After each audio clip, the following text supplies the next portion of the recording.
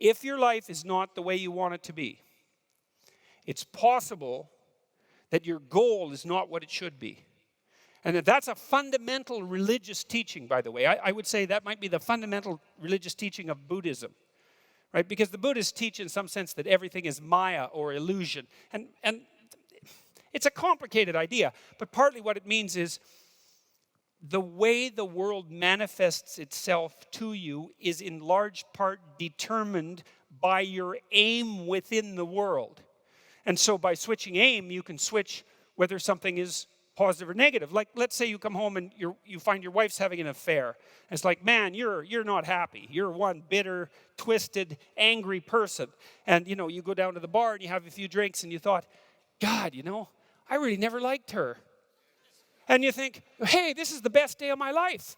My wife had an affair. It's like, I'm free. I know this is a ridiculous story, but you get my point. It's like you could make a switch like that. And you think, well, isn't it so strange? It's like half an hour ago, I was like bitter and twisted and angry and resentful and anxious and frustrated and disappointed because there was something I wanted and I wasn't getting it.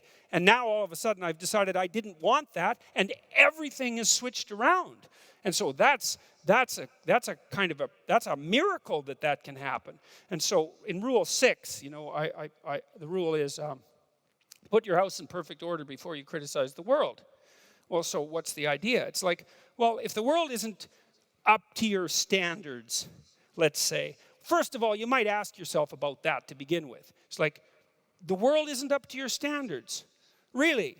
That's the world's problem somehow. It's not more likely that it's, given that you're talking about the world here, it's not more likely that there's some chance that it's your problem.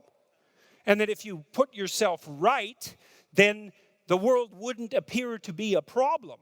And I mean, it's a profound question, and I'm not throwing that out cynically or sarcastically. I mean, I've been disenchanted with the world a fair number of times personally. I'm including myself in the list of people who make that error. But, knowing that your emotional reactions are dependent on your aim, and that that's actually technically true, does immediately open up the question, hey, man, if things aren't laying themselves out in front of you, the way that is necessary for you to live a full and engaged life and not be cynical and bitter and twisted and cruel and vengeful and disappointed and all of that, it's just possible that you're not aiming at the right thing.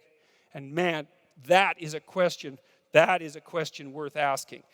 Well, it's the question people do ask. It's like, well, what's the purpose of life? Well, it's the same question. What should I aim at? Those are the same questions. And, if what you're aiming at is producing nothing but unrequited misery for you and everyone else, and it's a downhill bloody spiral into something approximating hell, then there is some possibility that you should think that perhaps your aim is off.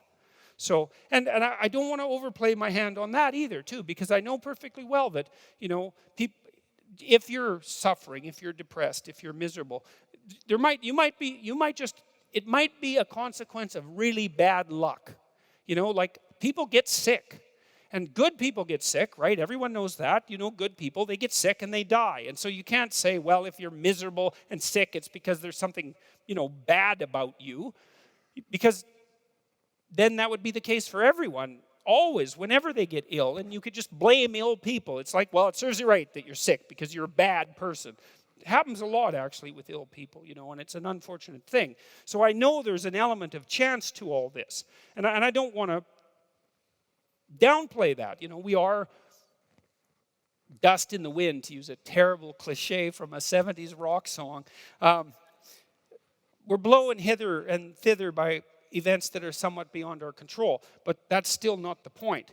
The point is that to a large degree, you can determine the manner in which the world manifests itself to you by changing your aim.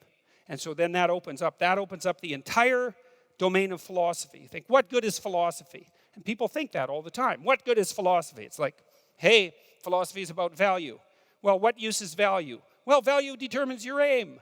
Well, who cares what your aim is? Well, your aim determines the manner in which the world lays itself out to you emotionally. Well, who cares about that? No one says that. The argument stops there because no one, especially no one who's been seriously hurt or seriously depressed, like in pain, no one ever says, oh, well, who cares about that? Because if you can say that about your pain, all that means is you actually haven't been in pain. Because if you're in enough pain, you will not say that, that's for sure. So, you need to know what to aim at. So,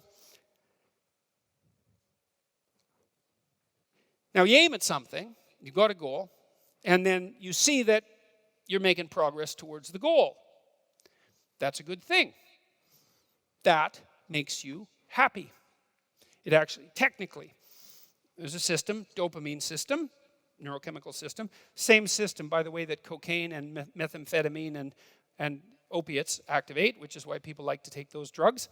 And it tells you that you're moving forward in the manner that you should be according to the dictates of your plan. Doesn't necessarily tell you whether you have a good plan. That's a more complicated problem, because who knows if you have a good plan. But one thing that you could know is that a plan is better than no plan. That's a really useful thing to know, especially if you're kind of drifting. It's like, well, I'm going to find myself. It's like, no, just pick something and move towards it. And as you move towards it, you're going to succeed and fail specifically. And then you're going to learn something about success specifically, and you're going to learn something about failure specifically, and then you can learn what you use to fix your plan.